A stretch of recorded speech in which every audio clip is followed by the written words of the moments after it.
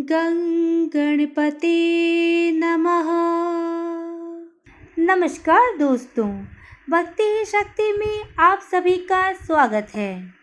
दोस्तों, कई घरों में देखने को ये मिलता है कि लोग खाना खाने के बाद जिस थाली में उन्होंने खाना खाया था, उसी थाली में वो अपने हाथ धो लेते हैं। क्या आप जानते हैं कि ऐसा करना कितना गलत है? खाना खाने के बाद की गई ये मामूली सी जो गलती आपको लग रही है, ये घर परिवार पर बहुत भारी पड़ सकती है। धार्मिक मान्यताओं के अनुसार इसे बहुत अशुभ माना गया है। इससे घर में दरिद्रता का प्रवेश होता है। थाली में हाथ धोने से उससे बचना चाहिए, क्योंकि ये अन्न का अनादर होता है। भोजन की थाली में हाथ धोने से माँ लक्ष्मी और अन्नपूर्णा नाराज होती है, जिससे घर में गरीबी आने का आगमन होता है। हमारे शास्त्रों में अग्नि को मुख्य देवता माना गया है। माना जाता है कि यज्ञ में अर्पित की जाने वाली सामग्री देवताओं को भोजन के रूप में प्राप्त होती है, इसलिए भोजन का विशेष महत्व माना गया है।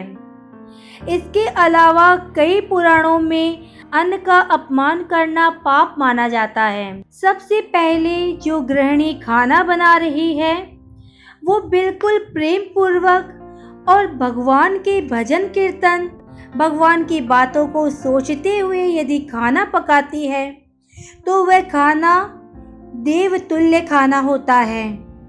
उस खाने का जो स्वाद है वो डबल हो जाता है, प्रभु को भोग लगाए समान हो जाता है। कभी भी कलेश में मन को निराश करके, मन को दुखी करके या कोई चिंता में खाना ना बनाएं। ऐसा खाना आपके परिवार के लिए बिल्कुल अच्छा नहीं है और ना ही आपके लिए। ऐसा खाना घर में निराशा लेके आता है, घर वालों के लिए बीमारी लेकर आता है। अगर आप भजन ना कर पाए तो भजन आप घर में चला लें और फिर खाना बनाएं।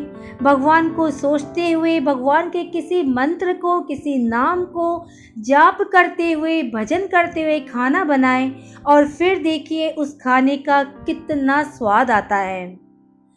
भोजन की थाली हमेशा चौखट पर या चटाई पर या पाट पर सम्मान पूर्वक दोनों हाथों से रखना चाहिए। खाने की थाली को कभी भी एक हाथ में नहीं लेना चाहिए, क्योंकि अगर एक हाथ से खाना पकड़ा जाता है तो वह प्रेत योनि में चला जाता है। प्रेत उस खाने को ले लेते हैं। इसीलिए दोनों हाथों से थाली को पकड़ना चाहिए और दोनों हाथों से ही भगवान को भोग चढ़ाएं और घर वालों को खाना आप दें। जितना भोजन आपको लगे उतना भोजन आप थाली में परोस कर खाएं। जूठन छूट जाए इतना भोजन आप थाली में ना परोसें, क्योंकि जूठा छोड़ना बहुत ही अशुभ माना गया है।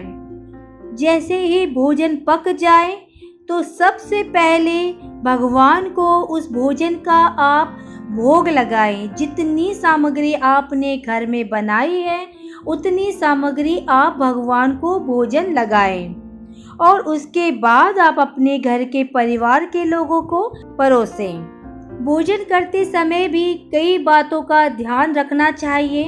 हमेशा भोजन बैठकर करें। जमीन पर सीधे भोजन करने ना बैठे, किसी आसन को बिछाकर उस पर बैठकर ही आप भोजन ग्रहण करें। भोजन करने से पहले भगवान को याद जरूर करें, उनका धन्यवाद दें। आज की वीडियो में बस इतना ही। अगर आपने मुझे अब तक सब्सक्राइब नहीं किया है तो सब्सक्राइब जरूर करें। कमेंट और लाइक करना ना भूलें। इसी कामना के साथ कि आप हमेशा खुश रहें, स्वस्थ रहें। नमस्कार।